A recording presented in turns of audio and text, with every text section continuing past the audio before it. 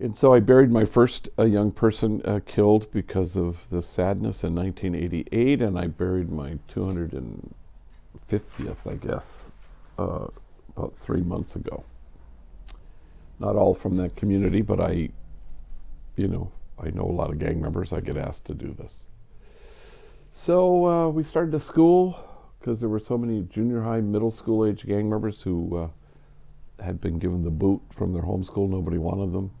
So they were in the projects during the day, wreaking havoc, selling drugs, violent, writing on walls, So I went out to them and I would kind of isolate them. I'd say, hey, if I found a school that would take you, would you go? And to my surprise, every single one said that they would. And then I couldn't find a school that would take them. So I kind of forced my hand, and I went to the convent across the street, which was located on the third floor of our elementary parochial school. So I gathered the nuns together in the living room, and I said, hey, would you guys mind moving out, and we could turn the convent into a school for gang members. So that was kind of our first thing. So that brought gang members to the property. Then they said if only we had jobs. So myself and the women in the parish, we marched around the factories that surrounded the housing projects, trying to find felony-friendly employers, and that wasn't so forthcoming. So then we created things. Maintenance crew, landscaping crew to paint out graffiti, a crew to build our child care center, all made up of rival enemy gang members from the 8 gangs. Then 1992 came, and that was the unrest after the Rodney King verdict, and the whole city, all pockets of poverty exploded except ours. So the LA Times wanted to know why that was, and I suggested to them that maybe it was because we had 60 strategically hired gang members who might be most likely to be involved in this, perhaps.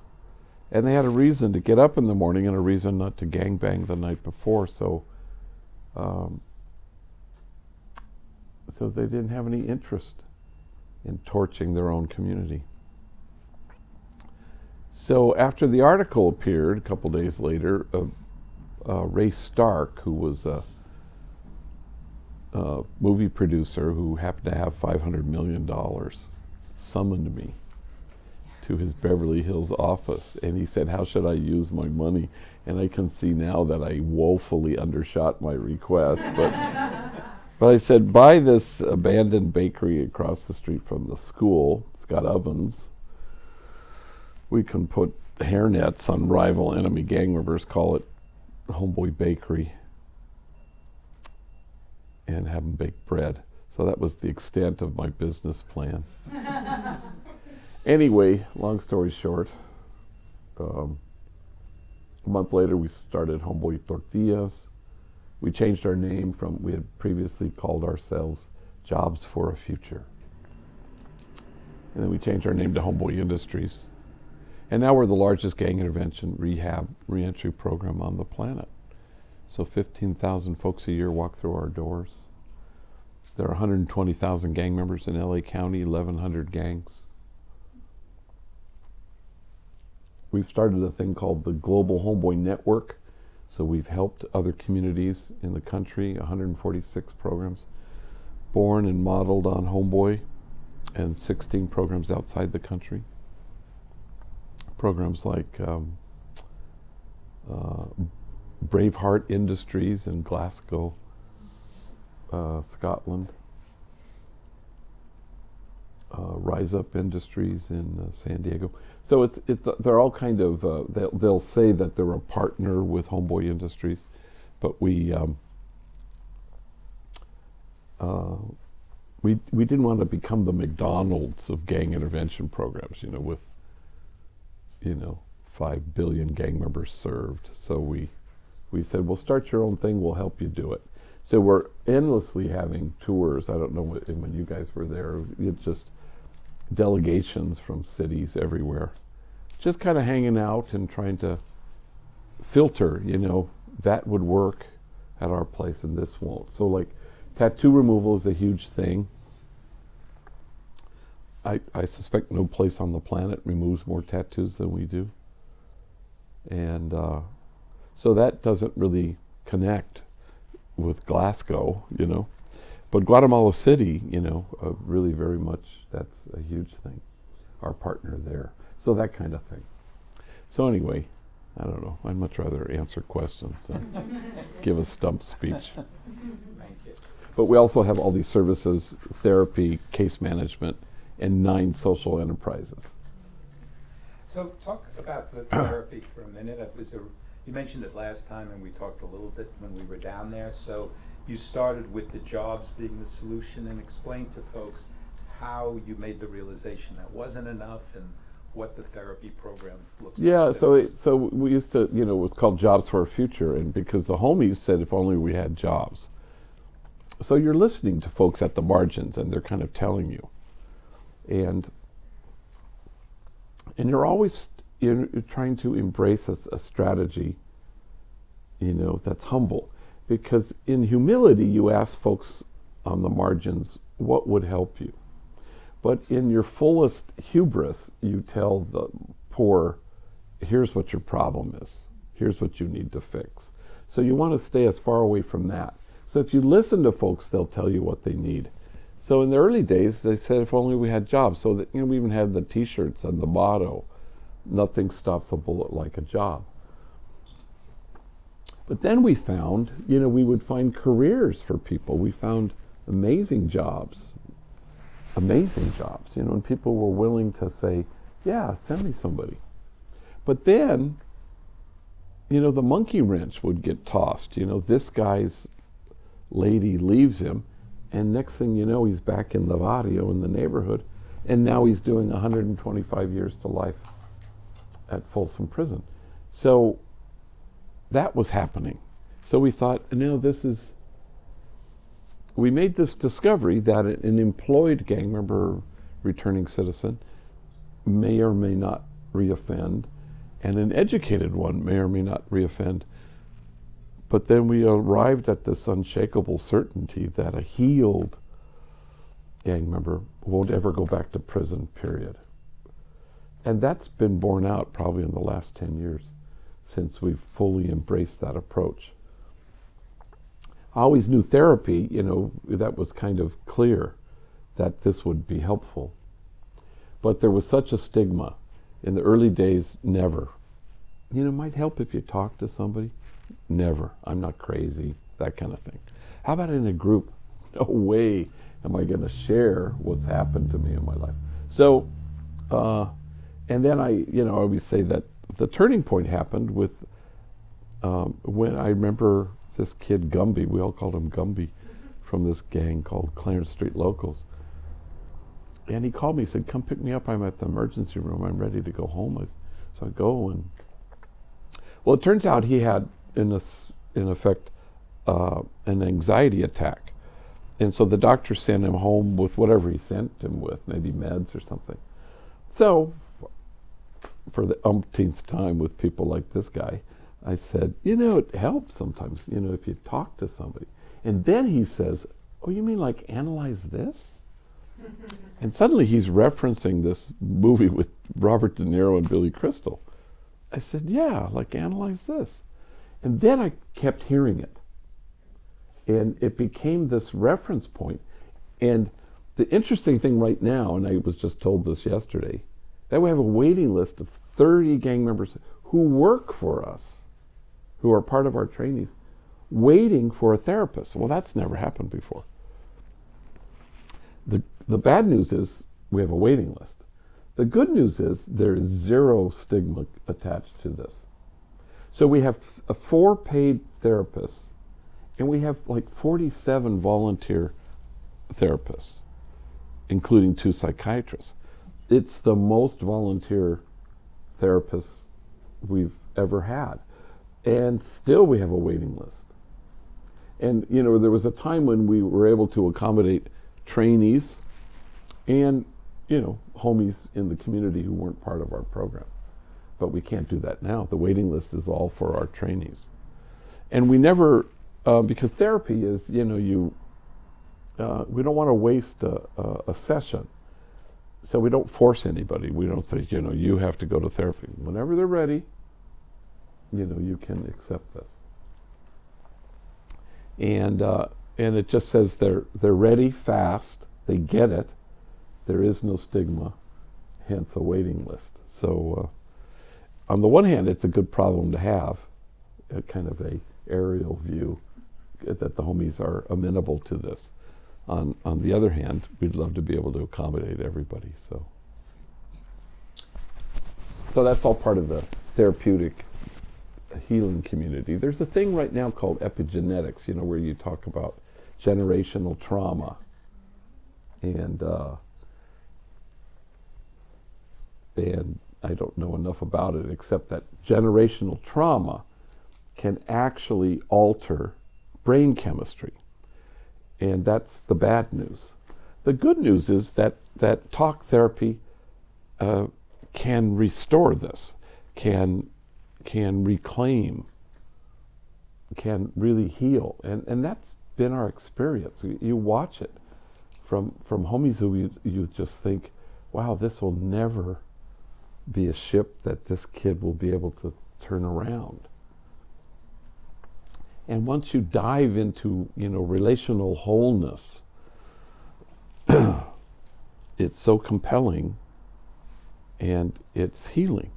It heals, brain chemistry. It alters it in a way that people are resilient and able to have lives and never return to prison again. So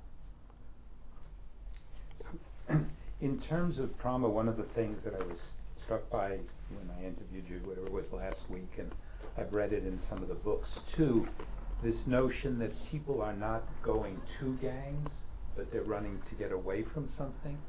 If you could explain that a little bit to folks. Well, I always say that if no hopeful kid has ever joined a gang in the history of the world, ever. That's never happened. So once you let go of the notion that somehow good kids don't join gangs and bad kids do, no hopeful kid has ever joined a gang. So no kid is seeking anything when he joins a gang. He's always fleeing something. So I was just talking to a reporter this morning on the phone, and they're in New Jersey. There's this, I don't know if you've read this on ProPublica. It's a kid, 19-year-old, MS-13. It's a long story, very compelling story. And anyway, so now they want to deport him, and he's actually kind of helped the FBI and was sort of an informant. And now that he's done that, they want to deport him. Anyway, it's a very compelling read, her articles, and she was, I don't know why she wanted to talk to me, but one of the things in the story, again, I told her, I said, the one thing that makes me cringe is whenever the outsider view drives the inside of how we see these things. So we project onto gang members. There must be something positive that lures, draws, attracts. Oh, I get it. Belonging. They want to belong. Put that down, And so it's that kind of notion, but it's the outsider view. And it may come from gang members self-reporting. That's all I wanted, wine, women, and song. Join a gang, see the world. A place to belong. And then reporters write this down. But that's only because, they're still strangers to themselves. They haven't done the work. We're very attentive to that at Homeboy. If a gang member glorifies or romanticizes, no, we don't do that here. It just means you haven't done the work yet. If you do the work, you're going to experience transformation. If you don't transform your pain, you'll just keep transmitting it. And so that's kind of an insistence at our place. Every kid no kid was seeking anything positive thing. They're all fleeing something. So address the thing they were fleeing. Then you've done something as a society. But that comes along, it takes a long time for homies to discover that. And, you want to have enough venue for them to be able to talk about what actually happened to them. So in the old days, you'd bring homies to UC Irvine to speak to some sociology class, and then you'd be kind of horrified. You'd watch them, and it was all the wine, women, and song thing. I saw that, and oh my God, that's what I wanted. And there was a kid named Grumpy. He's not a kid anymore, but he just mentioned that he ran away from home at 9. Who runs away from home at 9? So when a woman in the class said, "Why'd you run away from home at 9 years old?" He said, "Oh, I was tired of listening to my parents." Well, there isn't anybody in this room when you were an adolescent or even 9 who wasn't tired of listening to your parents. You don't run away from home at 9 because of that. And so when we were driving home, it was just the two of us. And I said, "Hey, do you remember how you answered that question about why you ran away from home?" "Oh, yeah." "What did you say?" I said, "I ran away from home because my mom would beat my ass." I said, "No. You said because you were tired of listening to your parents." And he said, "I did?" He had no recollection that he had said that. I said, "Parents, have you ever met your father?" Well, I knew he hadn't. He said, "No." He had become such a stranger to himself that he wasn't able to say, "My mom used to put cigarettes out on me. She used to hold my head in the toilet when I nearly drowned, and she kept flushing till I nearly drowned." When he was 8, she chained him to the backyard like a dog for an entire summer. Never changed his clothes. Neighbors would feed him. Nobody called anybody. I mean, it's jaw-dropping. And running away from home at 9 years old is a reasonable thing to do after that. But it was so buried so deep that how do you touch stuff like that? That's why he joined a gang. Not wine, women, and song. Not because he needed to belong somewhere, because that's a tricky one, because people will just presume that. Not because he didn't have enough data. Don't you know that this could lead to death or prison? Yes, he knows that better than any of us. But he doesn't care whether this will end in death or prison, because his despair and his trauma are so intense. So that's kind of the hope. If you can get people to heal that memory and to kind of say, it's okay. Because if you create a safe place, then they'll trust. Because they all come through our doors with these huge burdened backpacks filled with chronic toxic stress. And unless you can kind of say, here, come here, give me that backpack, you're okay. Then they can do the work. But it's kind of a comparable thing like with homelessness, the homeless population. It's the same thing. People are going, no, stop using drugs and stop doing this, or take your meds, or whatever it is, and then we'll give you housing. Well, but unless you can relieve their toxic, chronic stress, you're not going to be able to get to the next place where they trust you enough to be helpful. The same thing with homies.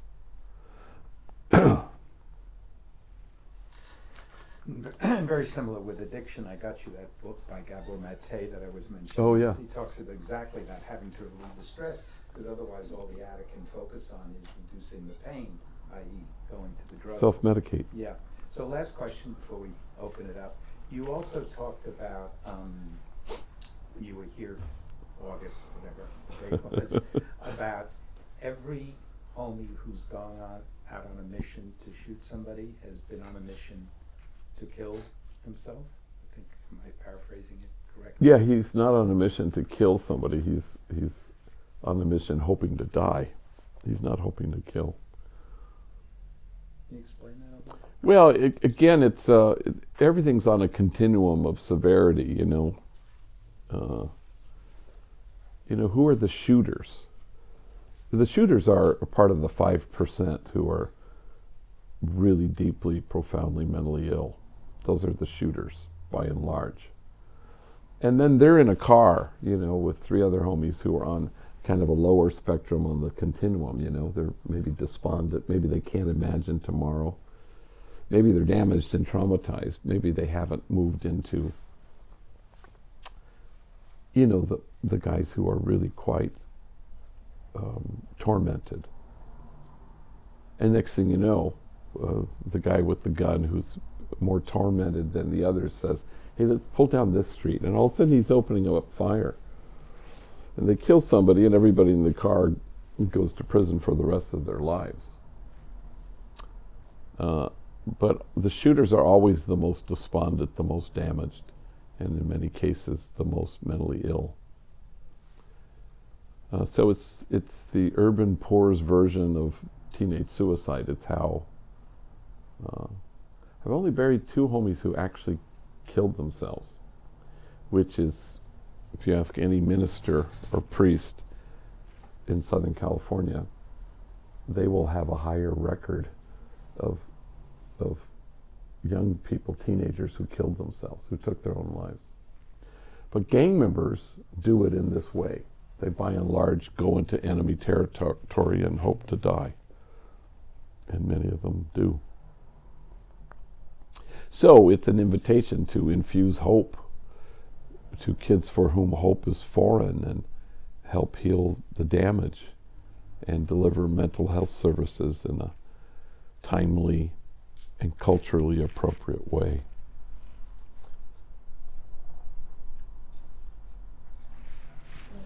Didn't it feel like an earthquake? Yeah. Small one. And at the exact moment when you're talking about I thought, I felt my chair kind of going. Is everybody here from Southern California? No, sorry. We're kind of blasé about it. That was a baby. We're live with the earthquake. So, this will be the footage they'll use, on the news, questions?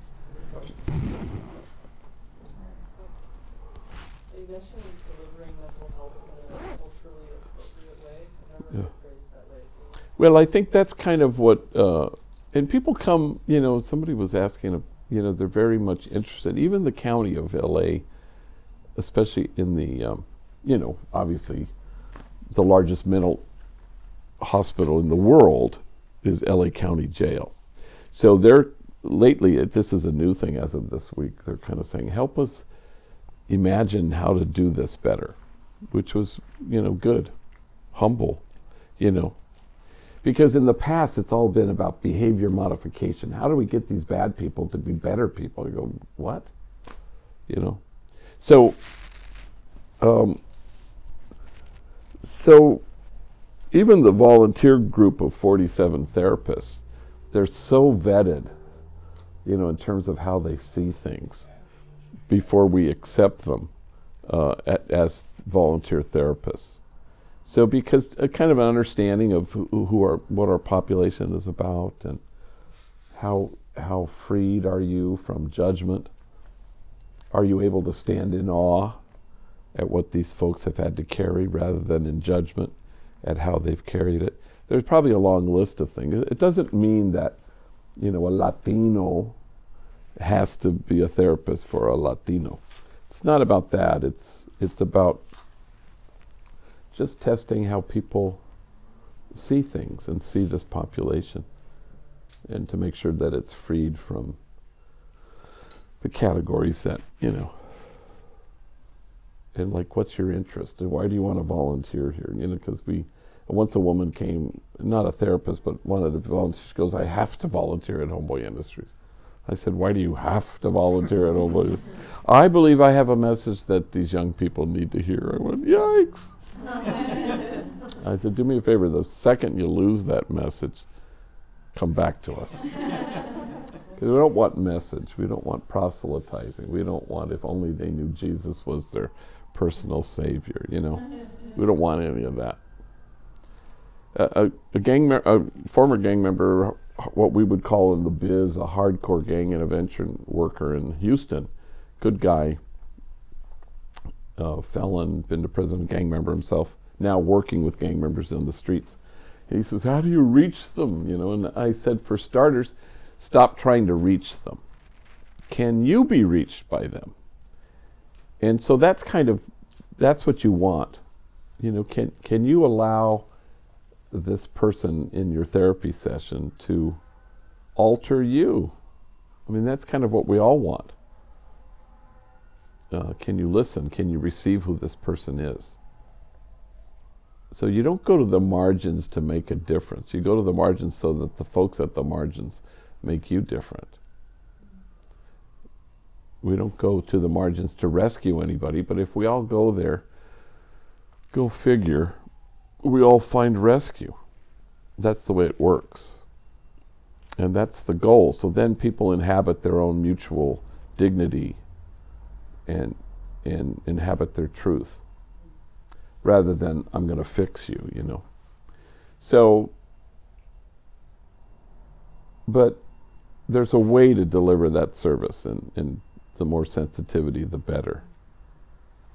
And timely, because, you know, people can pay a therapist on the west side and you're in, you know. But how do you get, you know, what you need? And some people need meds. Yeah. So I was really I'm intrigued about the support and challenge that you give for folks to do inner work, to address their trauma. And so I think it's great because, you know, without inner work, you can't, it impacts the kind of outer work and transformation that takes place. Sure. So I'm wondering, to what extent do you provide space for you and your staff to do your own inner work so that you show up in this work as passionate as you have for so many years? What does that space for inner work look like for you? That's an excellent question. You know, part of it is everybody has to do their work, and everybody has to have their practice, you know, where you kind of rest. How, you know, I would say rest in God and God rests in you. You know, can you breathe in the spirit that delights in your being so that you can breathe it out into the world? Can you become the tender glance of God, having received that tender glance? So there's all that. But there's also, I always kind of, I bristle a little bit at self-care, because feel free to be exhausted in this work, but don't feel free to be depleted by it. Because if you're depleted, then it's about you. If you're depleted, then you're doing it incorrectly. That's what I think. I tell this to my staff. Because then it's about a tally sheet. It's about success. It's about you. If you go to the margins to make a difference, you tell me. How is that not about you? It's only about you. And if it's about you, then it's success and failure. And saving lives is for the Coast Guard, so I don't believe in it. You know? And part of the key to that is to staying anchored in the present moment, you know, because otherwise you're living in the past and you're lamenting what happened 3 days ago. Or you're anxious about what's going to happen on Saturday. But we are liberated in the present moment. There's only now. The luminous now, I always talk about. And you want to stay anchored in the luminous now. So it's the person right in front of you. Don't be anywhere else. And you do that as a practice, you will never be depleted. Then it's about, wow, this is the most amazing gift to be in your presence. So, not to speak too personally, but I just buried my 92-year-old mother. And she was a sweetheart. She had 8 kids.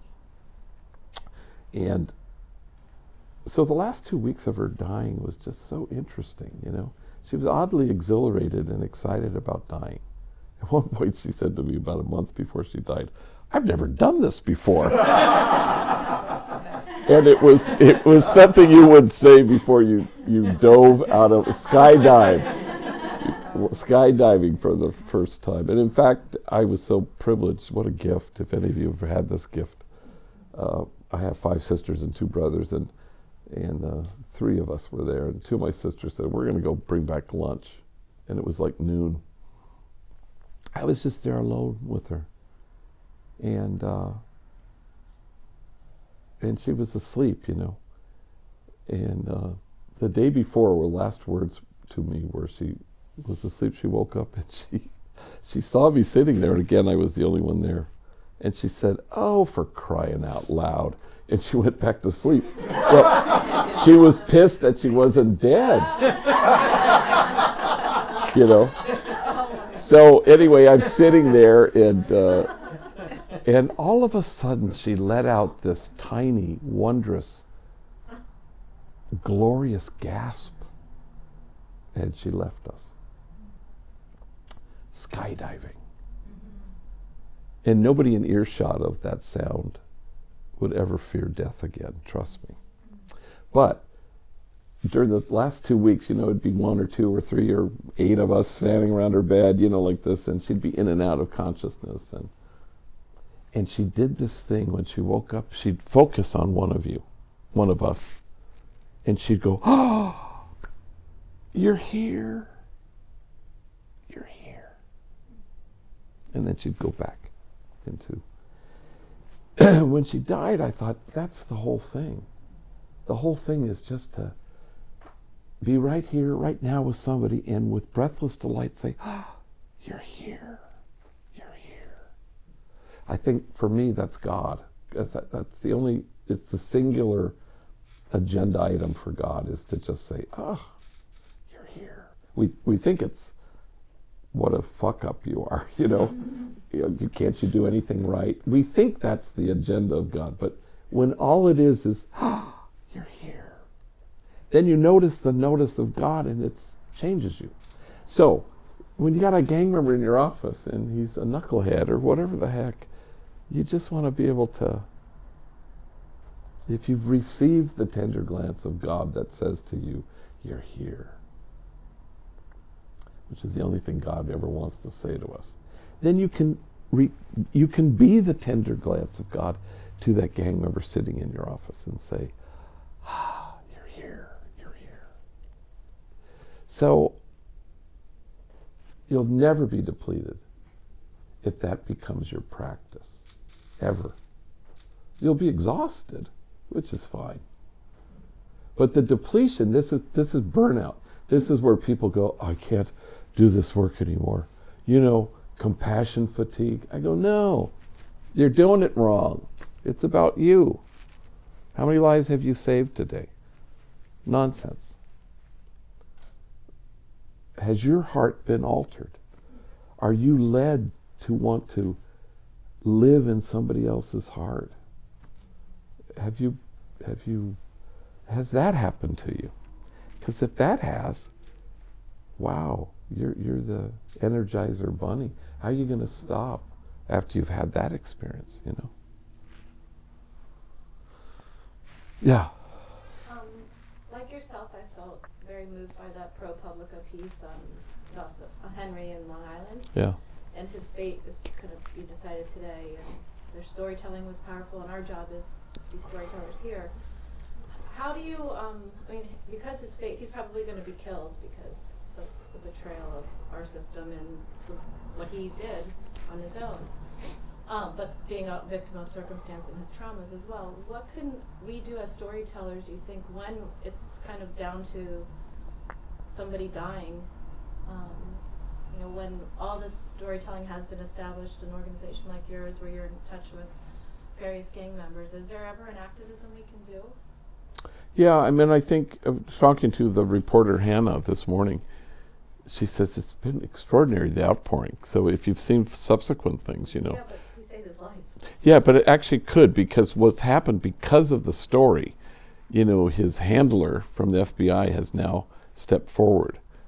Now, who knows? Now, he could go south on this whole thing. Or he could say, oh my God, this guy helped us. Why are we going to deport him to certain death? And so that just underscores the fact that the storytelling is compelling enough to get people to say, you know, several people saying, we will adopt him, you know. So she went through the whole list of things. The most recent entry has a lot of the details of that, but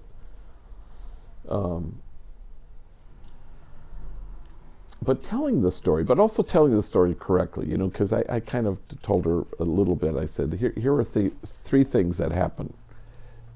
You know, one was talk about Henry, you know, he wanted to belong, he needed to belong. No, his parents left him, moved to the United States. That's why he joined a gang, not because he was drawn to some.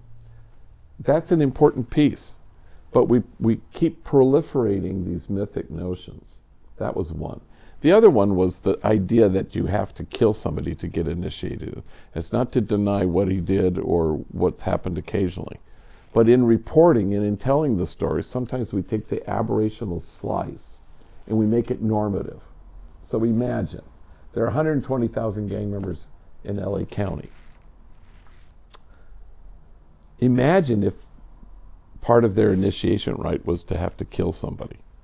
You'd notice this, you know. So there are 25 deaths in Long Island, and you can't deny that, in MS-13. But don't take the aberrational slice that says you must kill this guy in order to get in. So that's what we do.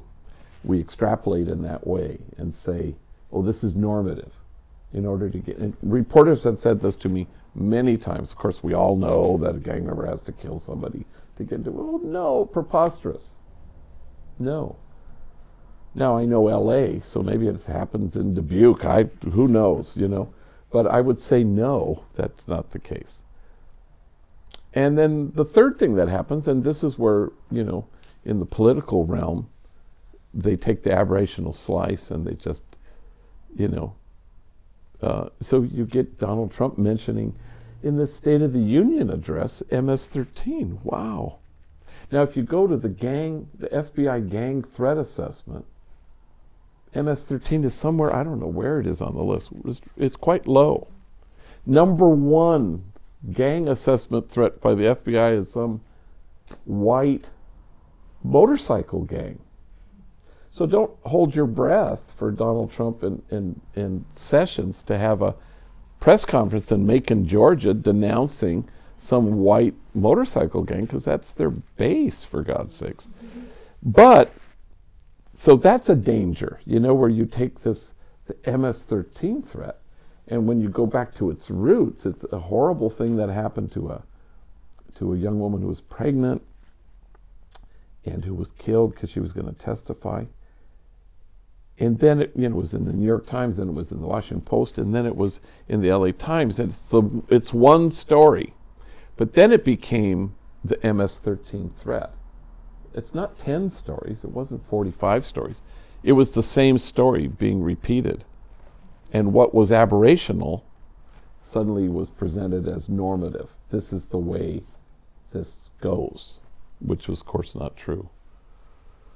That's the problem with folks having the authority to tell the narratives of other people. That's that right. You run the risk of being able to shift the narrative into a way that, you know, benefits your agenda. That's right. So I think what's great about our platform here is that we have the ability to constantly interrogate that and to always center the voices of the folks that the narrative is actually happening to, instead of necessarily like telling it through That's you right. know, third person, for example. Although, like right now, Rutgers is doing a research project, and this woman writes me and says, I need to talk to 8 gang members who aren't gang banging anymore, and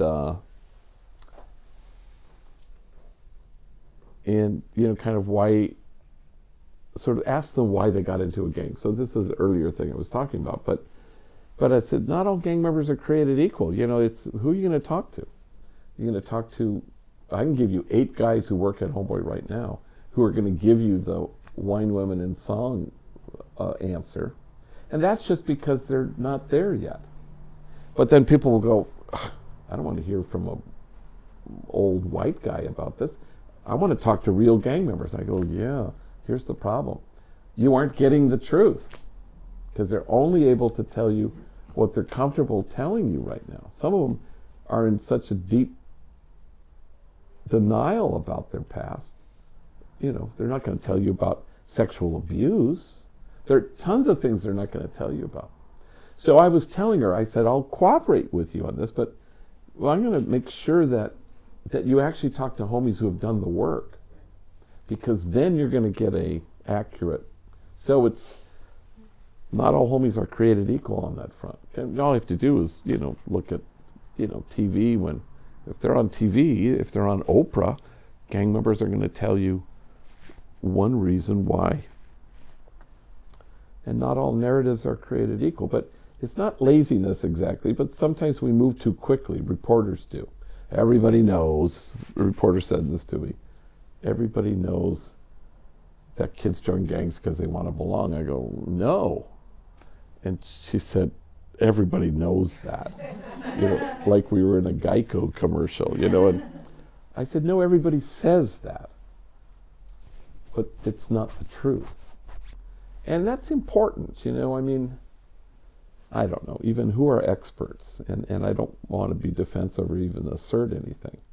I have leukemia, and I'm closer to the leukemia than my hematologist. But don't put me on a panel and ask me, how do you cure leukemia? Talk to her, she's amazing. But she doesn't have leukemia. Not once have I ever felt inclined to say to her, what do you know? You don't have leukemia. Do you know what I mean? And so we get to that, the narrative part, it's hard, because there's a kind of a step aside. Let me talk to this gang member, which is fine. I want them to. But the pain that they carry sometimes is inaccessible to them until it isn't. And so that's just sort of a caveat, So I want to, just before we go, I want to make sure we have 15 minutes. Oh, you have plenty of time. I'm not in no rush. Okay, great, okay. So just to continue on this thread, your work is so personal, and you talk about compassion. And here at Brave New Films, we're not just about expanding our reach, but it's making an impact. How can we bring that compassion to a larger scale, if that's even possible? Well, you know what? So I give a lot of talks, and then I brought homies, like we went to Memphis and to Boston, and so you're trying to explain to them because they want to know what track to be on. So I would say, okay, this isn't one of those, which I wouldn't want them to give this talk anywhere anyway, but the just say no to gangs kind of thing. This isn't like kids, or even if we're at a university, you don't need to say, so don't get anywhere near a gang, because, no, that's, so know your audience, And so what is the goal? So I find myself always explaining as we're driving to some university in Boston to 2 homies who were terrified of speaking in front of 1,000 people. I said, tell your story and talk about the pain that you've transformed. Because what's the goal? What do you want your audience to feel? You want them to stand in awe at what you've had to carry. Then they will let go of the judgment that they had when you walked into the room. And, so I was in Palm Springs with two homies, and so I gave the stump speech or something, and then I brought them along for the ride so they could stay in a nice hotel and we could have a steak dinner, and then there was a workshop on mentoring, and I said, well, you guys are going to do the workshop, so get up and just tell your story and talk about a mentor. Well, I remember this guy Frankie, who was from a gang called 38th Street. Well, his face was covered neck with 38th and Roman numerals and the number, and it was Sanskrit. I don't know, his whole face is covered with every imaginable way to write 38 on his face, tattooed, forehead, cheeks. And I know the audience, when he walked out, they were, you could tell. And he told a little bit of his story, and he said that when he was 9, he ran away from home because it was so chaotic and his parents were violent and using drugs, and the house was kind of a hub of gang activity, and he ran away. Then he looked out at the audience and he said, my sister told me it took my mom 1 month to ask, has anybody seen Frankie? He looks out at the audience and he says, imagine, 30 days. And you could feel the audience start to a little bit, And then he got to the mentoring part, and he said, I had a mentor who lived next door. I was probably 7 and he was 17. His name was Rafa. Every day he'd come and rescue me because he knew what my house was like. And he walked me to school. And he always gave me good advices, he said. He'd tell me, stay away from that alley. And see those guys over there? Don't go anywhere near those guys. And he gave me good advices. Once he said to me,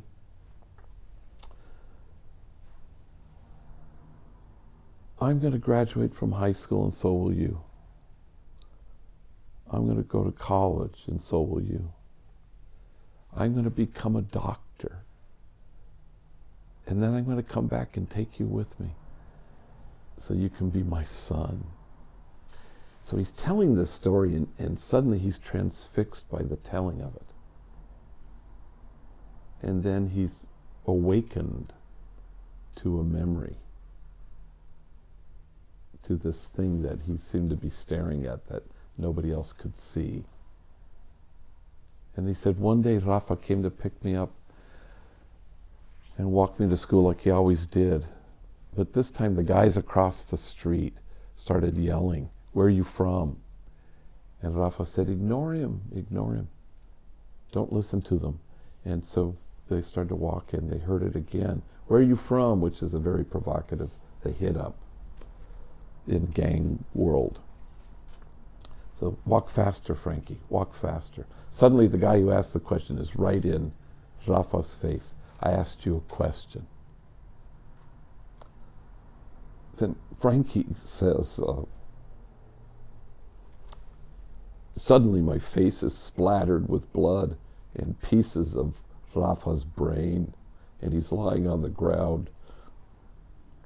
And his eyes are open, and he's like, his eyes seem to say, help me, but I'm 7 years old, I don't know what to do. And he said, by the time people came to help, he was dead. Then he sobbed so uncontrollably that the audience, I'm sitting in the audience, and you don't know what to do. He's doubled over, he's sobbing so hugely. And then, he stands up and he kind of composes himself. He said, I did not speak for a month. Imagine, 30 days. People were sobbing. Nobody's arms were like this. they had, suddenly their judgment had been replaced with awe. Like, I've never been asked to experience something like that in my life. Well, that's the goal. That's what you want. You want people to go, wow, I had no idea. Otherwise, you're stuck in this place that says, well, he had a choice to put all those tattoos on his face. Not all choices are created equal. And once you get people to that place, this is the power of what you do, the power of your storytelling, the power of allowing the narratives that don't get out there to be there. And people go, oh, okay, I thoroughly judged you when you walked out onto that stage, and I'll never do it again. Even as storytelling, he kind of had this inclusio where he could say it took his mom 30 days to ask, has anybody seen Frankie? And it took him 30 days to utter a word after this had happened. It was compelling. And he was as surprised by it as anybody. I don't know, does any of that make sense? The last question or two before. So I'm doing foundation work on youth, and I just wondered, how young do gang members or former gang members seek you out, and if you have a particular story? Yeah, that's tough, because it's a little bit like, it's almost identical to rehabs, so just in your mind's eye, how many rehabs are there out there, drug rehabs, for teenagers? Not that many. How many are there for adults? Well, 10 times the amount. Why? Well, because it takes what it takes for somebody to embrace recovery. And so it's tough. But like just this week, we've had 4 guys come in, really young, 15, 16, and we move into quadruple team them. Because a guy who's just come out of doing 20 years in prison, he doesn't need quadruple teaming. But a 16-year-old gang member who's walked through the door, ticker tape parade, red carpet, oh my God, get over here. And you watch the older homies, put them in a headlock and we got you, And it's like, so suddenly they're being drawn by tenderness. And community will trump gang, always. But you have to get them there. So, but we've resigned ourselves to what we call a dosage, I guess. That they'll come, like this guy lasted a week, and he was 17, and then we never heard from him again. And we know that it worked. We know that it kicked in, but the degree of difficulty is really high with younger kids. And now he's back with us again, because he remembers the dosage he got. He remembers what that was, to walk in there and have everybody welcome him and greet him and be affectionate with him.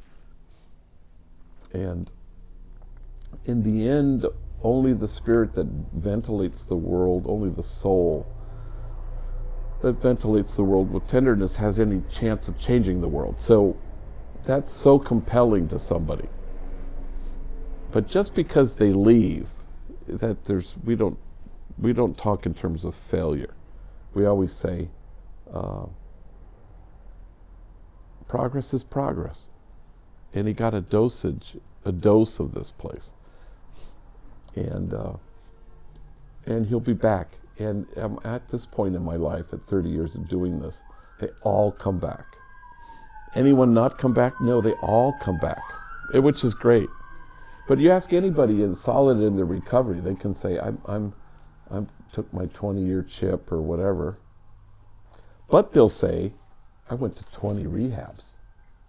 And I relapsed. And so relapse is real. And the younger kid is harder to hook than the older one.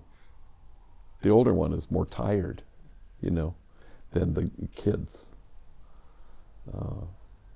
But when we, and again, just today's Thursday, so it was Tuesday and Wednesday. We had these two guys come in. Of course, they're homies. They come with each other, which is fine too. But oh my God, you start right away.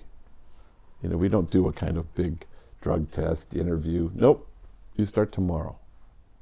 Because we know, if you don't strike while the iron's hot, they're not going to come back. Then you do your text ministry. How you doing? This one kid, I said, I'd never met before. And he's like young, he's 15. So he and his buddy, and I always said, here's my card. Look there, find my cell phone. Okay, did you find it? Blow it up. I want you to blow that shit up, that phone right there. So he laughed, and then, sure enough, that night, I get this text, you told me to blow that shit up. Ha ha. I said, you just made my whole damn day. Thank you. I'm glad you blew that shit up. And we've been in texting mode for the last 3 days, and I've never met this kid before. But it was like a dry sponge getting water. For the first time, it's transformational, and it's pretty tiny in the scope of things. So, loving, caring adults who show up and pay attention, that's the delivery system of hope. Because this is all about a lethal absence of it, See how one question leads to a long-ass answer? Yeah. I'm wondering if you can talk about how does one learn to stay anchored to the present? Well, my thing always is tenderness. So tenderness propels you to the present. It's a decision. It's an intentionality. I was writing in my journal this morning that smiling kind of gets your tenderness to propel you to the moment. So if you try it, it actually works. If part of your intentionality is just to, I do this every morning as I walk from my car. I always park far away. I don't want the founder's parking spot, So I always park somewhere on the streets far, far. And then I walk and I kind of, that's your intentionality. Because the tenderness will propel you to be right here. Because and sometimes smiling is the reminder. So you smile and then you go, this is amazing that I'm about to walk into, and it's right away, homies with their hair on fire and I just need $200 to pay my rent, and it's keep the smile and we got this, we'll figure it out. And so tenderness is the finishing touch on love, If love is the answer, community is the context, but tenderness is always going to be the methodology. Otherwise, love stays in the head or in the heart or in the ether. Unless it becomes tender, it doesn't become connective tissue. And so tenderness propels you into the present moment. Sometimes smiling can be the trigger to remind you to be tender in this moment. Because you're always going to move to judgment. You're always going to, we can't help ourselves. I hope this guy gets out of my office fast because he's a pain in the ass. Whatever it is, you're human. But the minute you can kind of lock into, how can I be tender to this guy? Even though he's a bullshitter. But the bullshit comes from some dark, damaged place. That, you can count on that. So then suddenly, but you always have to adjust. You had something. I was going to say, you kind of mentioned this in so many ways about being humble and meeting people at the margins. In this practice of social justice, I think everybody has a need to learn something about themselves, right? So I guess in essence, what have you learned in this 30 years about yourself that you feel is the most prominent? Well, I think you want to have a light grasp on everything, and that clinging is the cause of our suffering. And so you have a light grasp on life, you have a light grasp on your reputation, you have a light grasp on humiliations which are daily. Oh well,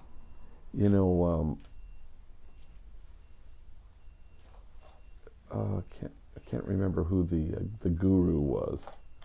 This was in Anne Lamott's book, and I can't remember. I'm blanking out on who it was, Ram Dass or somebody like that, and they asked him, "How do you stay so calm and so peaceful and collected?" And he just shrugged and he says, "I don't mind what happens." And in the book, this pisses her off. Well, I mind what happens, and it was funny how she just got pissed at his equanimity. Well, I don't know, I don't mind what happens, and so that's one of my mantras. I have a billion of them, but it's like, I don't mind what happens. I fly a lot, and airports can be crazy, and TSA agents, can be unreasonable. And I tell myself, I don't mind what happens.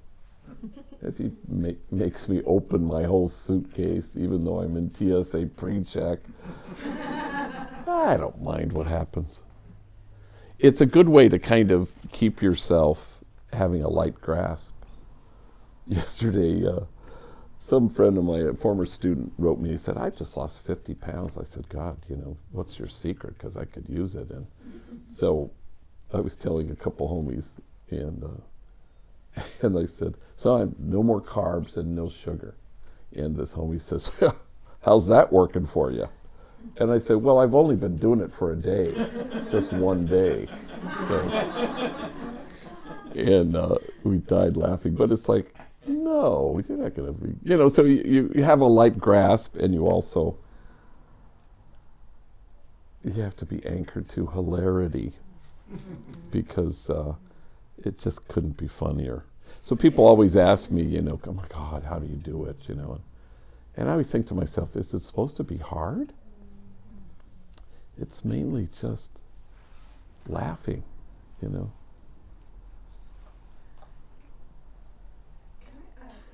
Yeah, and then let's move the cameras in to get those pieces for the question, for the Sure. stories. It's one, it's an awkward question, it's a quick question, but, so, I'm going to deep waters. So, I like the concept of thinking about trauma, among people. And what's really ironic is, for me, is when we think about trauma and generational trauma, I can't help but think about the role that religion has played in traumatizing. in creating trauma. Yeah, right? sure. So how do you, to what extent do you challenge and support your men and women of the cloth to acknowledge and name their role in generational trauma, and to do whatever work that looks like, but to do whatever it takes to reconcile the role that they played in generational trauma? Yeah, you try to do the best you can, and I'm going to speak as somebody who, where Jesus is important in terms of Christianity, and that part of the deal is to take seriously what Jesus took seriously. So he took 4 things seriously. They're big things, but only 4. Inclusion, nonviolence, unconditional loving kindness, and compassionate acceptance.